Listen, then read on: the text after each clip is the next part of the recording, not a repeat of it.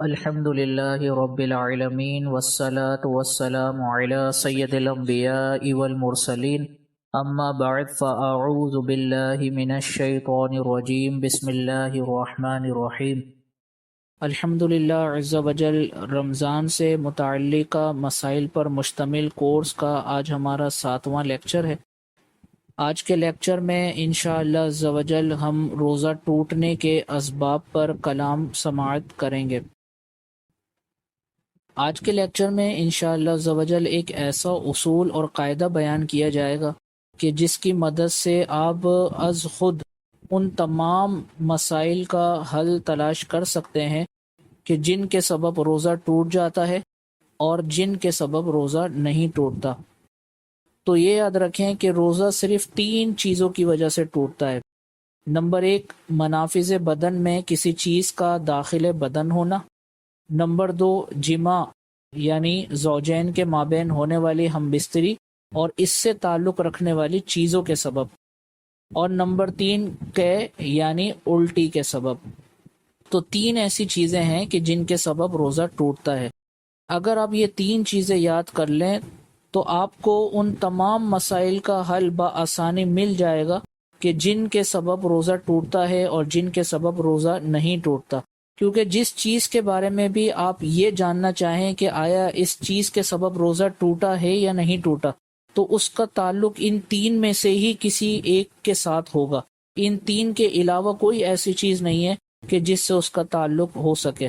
تو ان 3 چیزوں کو یاد رکھ لیا جائے تو ہر مسئلے کا جواب آپ خود نکال سکتے ہیں۔ تو اب پہلے سبب اور اس سے متعلقہ مسائل پر انشاءاللہ عز و جل ہم کلام کریں گے۔ تو پہلا سبب تھا منافذ بدن میں کسی چیز کا داخل بدن ہونا۔ تو یہ یاد رکھیں کہ منافذ یہ منفذ کی جمع ہے، اور منفذ کا معنی یہ ہے کسی چیز کے آر پار ہو جانا یا کسی چیز کا آر پار چلے جانا، سرایت کر جانا۔ ہمارے جسم میں بعض مقامات ایسے ہیں کہ جو منفذ کی حیثیت رکھتے ہیں، یعنی ان کے ذریعے کوئی چیز باہر سے اندر کی طرف داخل ہو جاتی ہے۔ اب وہ کون سے مقامات ہیں؟ تو ہمارے جسم میں وہ منافذ، وہ مقامات منہ، ناک، آنکھ اور شرمگاہ کا اگلا اور پچھلا مقام ہے۔ کون کون سے منافذ ہیں جسم میں؟ ایک ہے منہ، دوسرا ہے ناک، تیسرا ہے آنکھ اور چوتھا ہے شرمگاہ کا اگلا اور پچھلا مقام۔ تو یہ منافذ ہیں کہ منافذ کا معنی ہم نے پڑھا کہ کسی چیز کا آر پار چلے جانا۔ تو اب یہ جسم کے وہ منافذ ہیں کہ جہاں سے اگر ہم کوئی چیز باہر سے اندر کی طرف داخل کریں، یعنی جسم کے اندرونی حصے میں اگر ہم داخل کریں تو وہ انہی راستوں کے ذریعے اندر جا سکتی ہے، ان کے علاوہ کوئی اور راستہ نہیں ہے۔ تو یہ کہلاتے ہیں منافذ۔ اور منافذ کے ذریعے اگر کوئی چیز باہر سے اندر کی طرف داخل ہو جائے تو اس کے سبب روزہ ٹوٹ جاتا ہے۔ اب اسی سے ریلیٹڈ کچھ مسائل پر ہم کلام کرتے ہیں۔ تو نمبر 1، کان میں دوا ڈالنے سے روزہ نہیں ٹوٹے گا۔ اگر آپ تعریف کے اوپر غور کریں، جب میں نے منافذ کے بارے میں بتایا کہ جسم کے منافذ منہ، ناک، آنکھ اور شرمگاہ کا اگلا اور پچھلا مقام ہے، تو اس میں آپ اگر غور کریں تو اس میں کان کا میں نے ذکر نہیں کیا۔ تو یہ یاد رکھیں کہ کان کا شمار جسم کے منافذ میں نہیں ہوتا۔ منافذ میں اس لیے نہیں ہوتا کہ جب تک انسان کے کان کا پردہ سلامت ہے تو کوئی بھی چیز باہر سے جسم کے اندر داخل نہیں ہوگی۔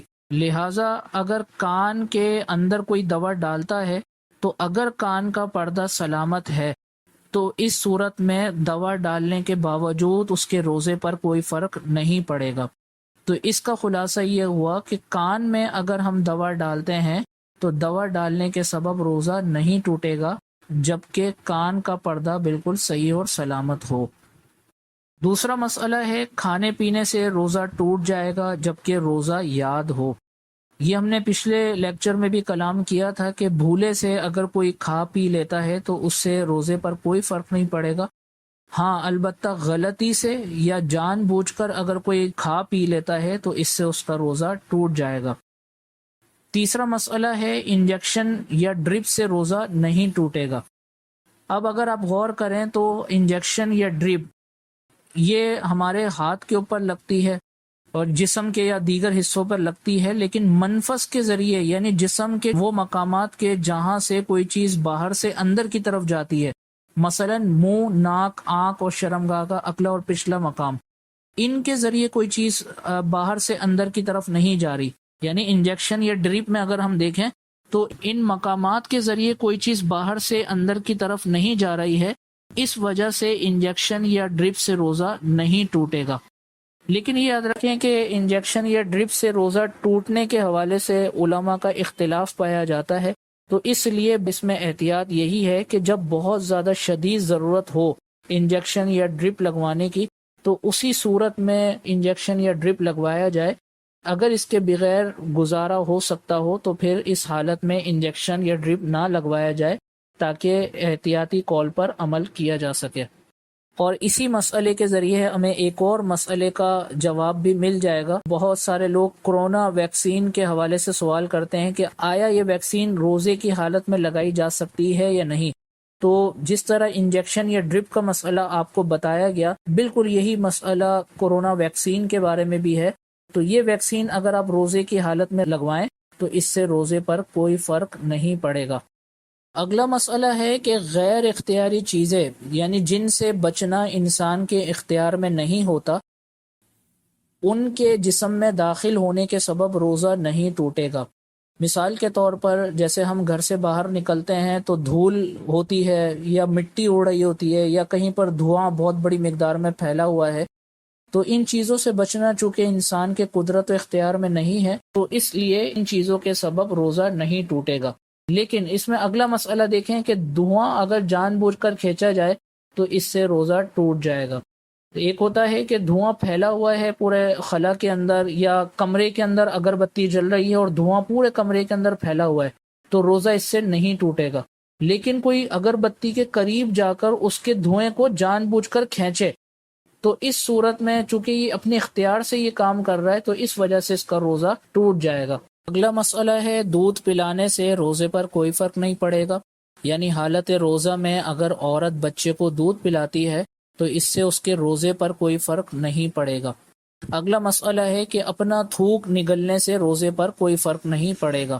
تو اپنا تھوک چاہے کتنی ہی مقدار میں آپ حلق سے نیچے اتاریں، اس سے روزے پر کوئی فرق نہیں پڑے گا۔ ہاں البتہ اس صورت کو علماء نے مکروہ قرار دیا ہے کہ اگر کوئی شخص منہ میں پہلے تھوک کو بہت سارے تھوک کو جمع کر لے اور اس کے بعد پھر اس کو نگلے تو یہ صورت ناپسندیدہ ہے، شریعت کو پسند نہیں ہے۔ لیکن اگر نارمل جیسے ہم تھوک نکلتے ہیں بار بار تو اس کے نگلنے سے روزے پر کوئی فرق نہیں پڑے گا۔ اس کے بعد ہے آنکھ میں دوا ڈالنے سے روزہ ٹوٹ جائے گا۔ تو چونکہ میں نے جسم کے منافذ میں آنکھ کا تذکرہ بھی کیا تھا، تو منافذ کا مطلب بھی میں نے آپ کو بتایا کہ باہر سے کوئی چیز اندر کی طرف سرایت کر جائے، تو آنکھ بھی ایک ایسا مقام ہے کہ جب اس میں کوئی چیز ڈالی جائے تو اس میں وہ شے اندر کی طرف سرایت کر جاتی ہے۔ تو لہٰذا اگر کوئی روزے کی حالت میں آنکھ میں دوا ڈالتا ہے تو وہ دوا چونکہ اس کی آنکھ کے اندر باطن میں سرایت کر جائے گی، لہٰذا اس وجہ سے اس کا روزہ ٹوٹ جائے گا۔ اس کے بعد اگلا مسئلہ ہے کہ سرما لگانے سے روزہ نہیں ٹوٹے گا۔ تو ویسے آنکھ میں اگر ہم کوئی چیز ڈالتے ہیں تو روزہ ٹوٹ جاتا ہے، لیکن سرمے کی چونکہ حدیث مبارکہ سے اجازت ہے، تو جس چیز کی اجازت حدیث سے آ جائے تو اس کا استثناء ہو جاتا ہے، لہٰذا سرما اگر کوئی لگاتا ہے حالت روزہ میں تو اس سے اس کے روزے پر کوئی فرق نہیں پڑے گا۔ لیکن یہاں پر یہ یاد رکھا جائے کہ سرمے کا استثناء ہے، کاجل کا استثناء نہیں ہے، لہٰذا کاجل اگر کوئی لگاتا ہے تو اس سے اس کا روزہ ٹوٹ جائے گا۔ اس کے بعد اگلا مسئلہ یہ ہے کہ مسواک کرنے سے روزہ نہیں ٹوٹے گا۔ تو مسواک کی اجازت بھی حدیث مبارکہ سے ثابت ہے، لہٰذا حالت روزہ میں مسواک کی جا سکتی ہے اور اس کے کرنے سے روزے پر کوئی فرق نہیں پڑے گا۔ لیکن یہاں پر یاد رکھیے گا ایک اور مسئلہ ہے کہ آج کل فلیور والی مسواک بھی اویلیبل ہیں اور وہ مل رہی ہیں اور ان میں باقاعدہ ذائقے کا کیمیکل ڈالا جاتا ہے، تو اس مسواک کو روزے کی حالت میں استعمال نہیں کیا جا سکتا۔ جو عام خشک مسواک ہوتی ہیں اور جو فلیور والی نہیں ہوتی ان کو آپ روزے کی حالت میں استعمال کر سکتے ہیں۔ اس کے بعد ہے کہ کورونا ٹیسٹ سے روزہ نہیں ٹوٹے گا۔ کورونا ٹیسٹ میں اسٹرو کی طرح کی ایک نلکی ہوتی ہے، یہ ناک کے اندر اور حلق کے اندر جو ہے وہ ڈالی جاتی ہے۔